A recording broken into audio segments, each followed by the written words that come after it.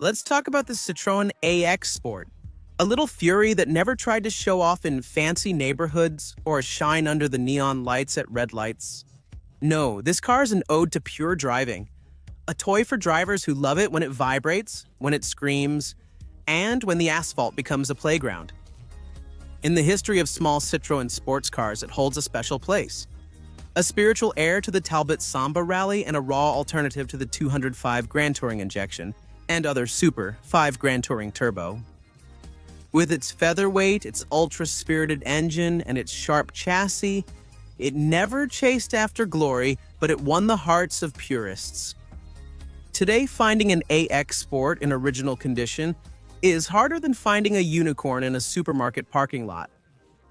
And yet, it remains in the shadow of the Saxo Vi TS or the 205 Rally, which are much more sought after by collectors. Totally unfair. Take a winding road at St. Valens and you'll understand. This car isn't just a pile of metal with bolts, it's a sensation machine, a pure shot of adrenaline. Today, let's review its history.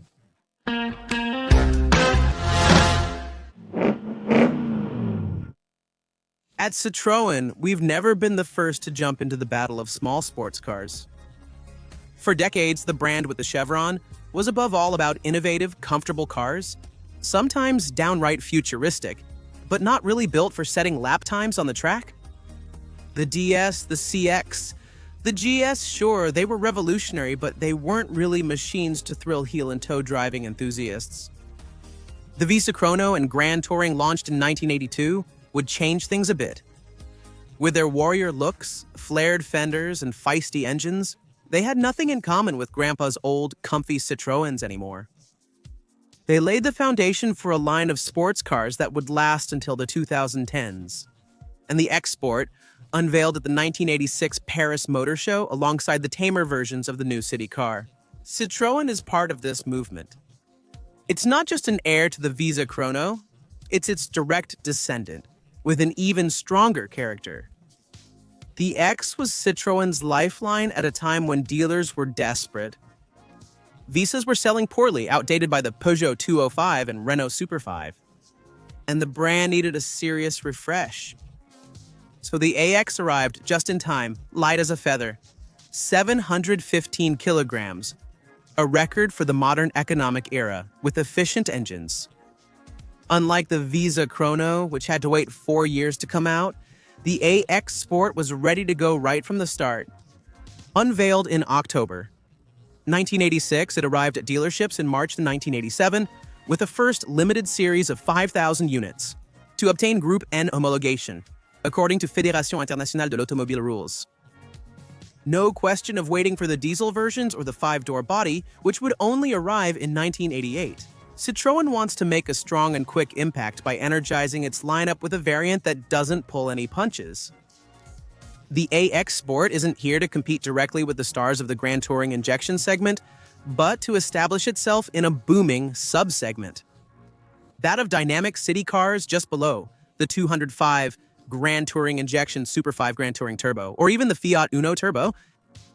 In the 80s, this market of affordable small sports cars was a playground of its own. On one side, there are the Queens, the GTIs, powerful, classy, but expensive. On the other, city cars that want to play sporty without always having the means. 205 XS Ford Fiesta, XR 2 Super, 5 Touring Sport Volkswagen Polo Grand Touring.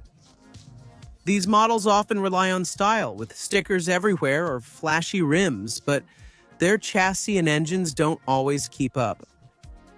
The X Sport doesn't play that game. Like the Talbot Samba Rally before it, which disappeared in 1984, it focuses on the essentials. A sharp chassis, a fierce engine, and no frills, no power steering, no electric windows, no real soundproofing to speak of. The wheels are steel with a coat of paint, the interior is Spartan like a monk's cell, but under the hood, it's a different story. Starting with a base engine, a 1.4-liter from the X14 with 65 horsepower, the Wizards at Danielson, led by Joseph Labrie, who had already worked wonders on the BX Sport, brought out the heavy artillery. Engine displacement reduced to 1,294 cubic centimeters. To comply with Group N rules, 2 large Solex carburetors, a rarity in the era of fuel injection, a reworked cylinder head, larger valves, and a specific camshaft. The result is 95 horsepower at 6,800 revolutions per minute. So yes, it's not enough to scare a 205 Grand Touring injection, which had 20 more horsepower. But with 135 kilograms less, the X Sport is an arrow.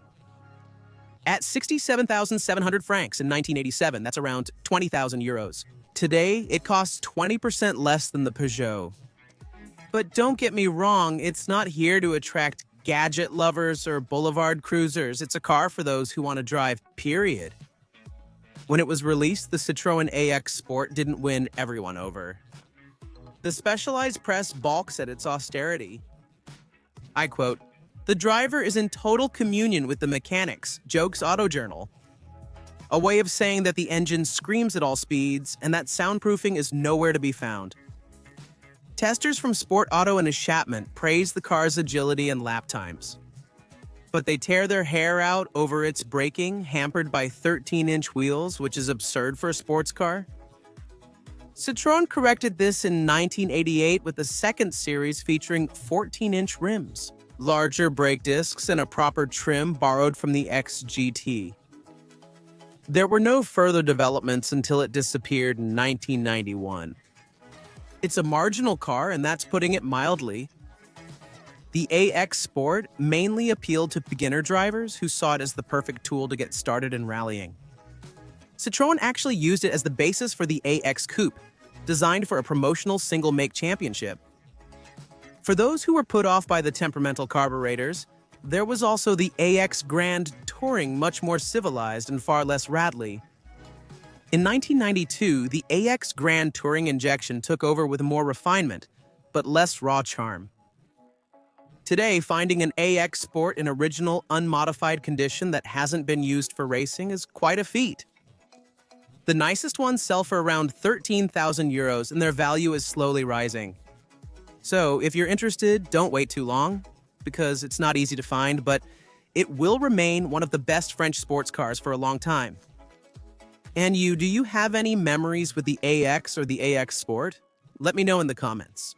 And if you want to know more about the history of the Citroën AX, you'll find a video about it on the channel. Thank you all for watching this video, and of course, don't forget to like, share, and subscribe.